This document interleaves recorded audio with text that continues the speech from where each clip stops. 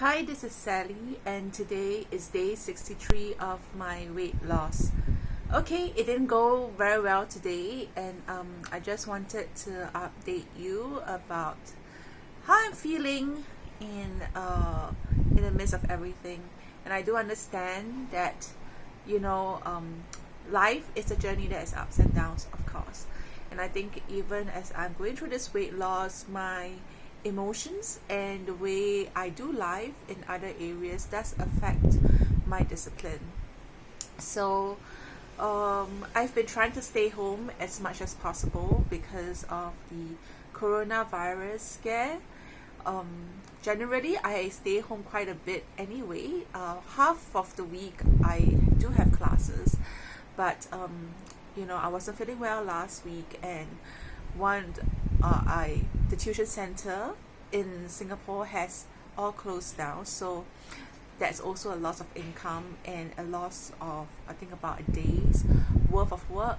So so I've been spending most of the week at home, and sometimes I think not being able to go out as much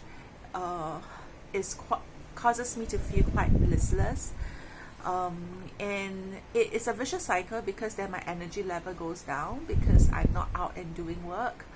And then once my energy level goes down, I don't feel good. I don't do the things that I need to do because it takes some effort and intention, and that takes energy, so to speak.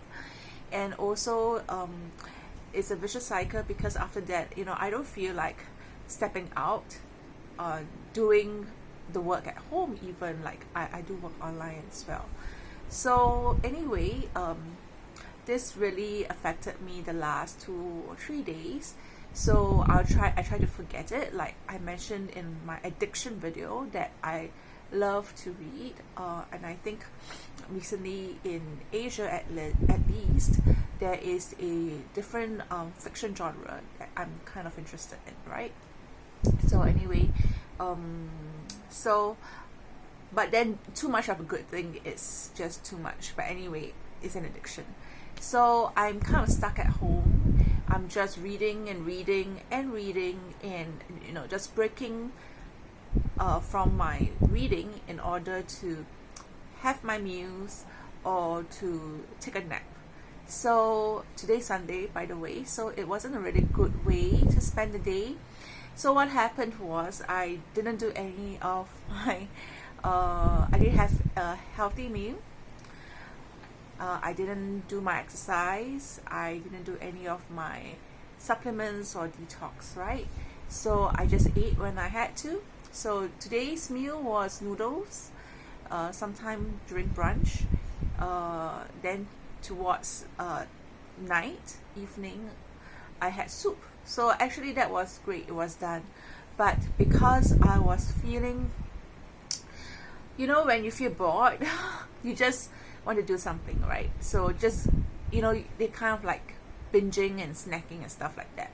So that was what I did as well. So, I had ready-made meals that I was actually, that I purchased just in case.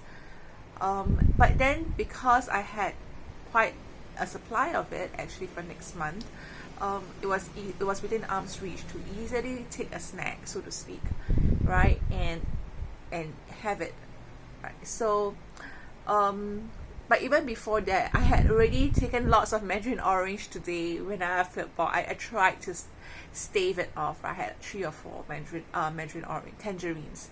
So in the end, I had that. That meaning my masala rice as a ready-made meal. So today I had actually 2 carb meals, right?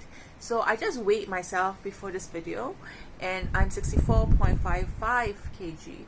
So I started this whole weight loss journey at 69.9.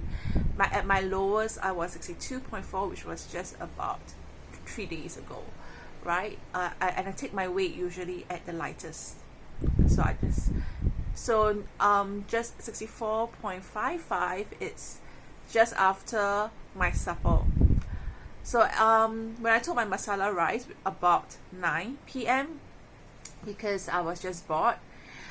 I tried to mitigate the damage by taking my enzymes as well as 2 tablets of chromium in order to convert whatever glucose into energy rather than have the excess glucose stored as fats. And I also just took my B complex as well. But anyway, the enzymes and the chromium was to mitigate the fact that it was carbs and it was night. So then I took the weight, so I know my upper limit of my variation, so 64.55, which I was not very happy about because, well, I've been weighing 63 point something quite regularly for the last week, and I thought that I'm not going to reach the 64 threshold even if I ate and even at my heaviest, because I took about a 1.5 kg variation from my lightest, which is at 62.45, right? But then so technically the ceiling was supposed to be 64 even at my heaviest, but it was 64.55. So and I think the damage was done over the last 2 days or so, where I was 2 or 3 days where I was totally off my schedule. So the lesson learned is that it takes discipline, and it's really, well, what I can tell from my body is that it's easy to put on weight. It's not difficult to keep it off. You just need to do the things you need to do so that the weight doesn't increase. It may not go down that often. I think it needs more time to go down, but it will not increase if I just kept to the plan, which was yogurt, 1 cup meal a day, and anything else like fruits or anything else, and no snacking in the sense of that potato chip, no processed food. I'm still off caffeine. Oh, sorry, actually this morning I had Chi Xiong Fan, which was a flour based white something.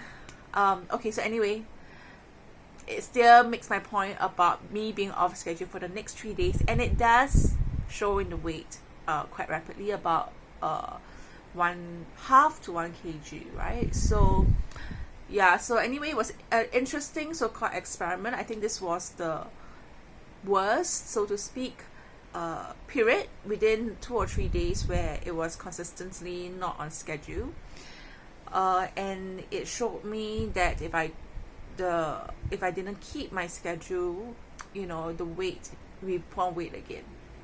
Yeah, so I'm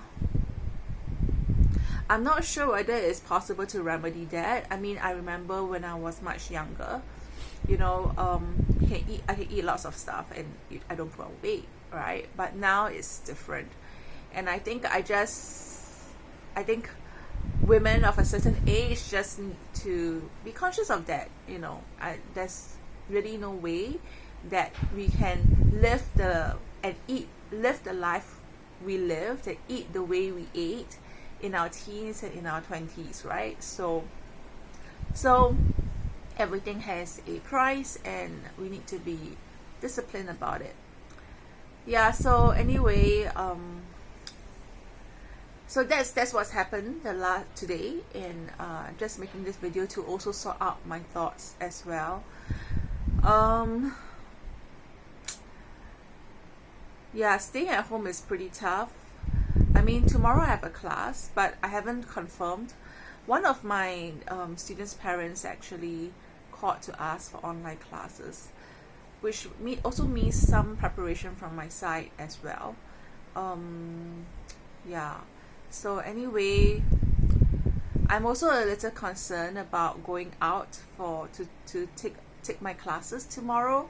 I'm actually surprised that the parent hasn't contacted me about the online option that I had offered them, but I guess it's necessary. I mean, I can't just say no, I prefer, even as a self-employed, right? I can't say no, I prefer to stay at home because it's linked to my income.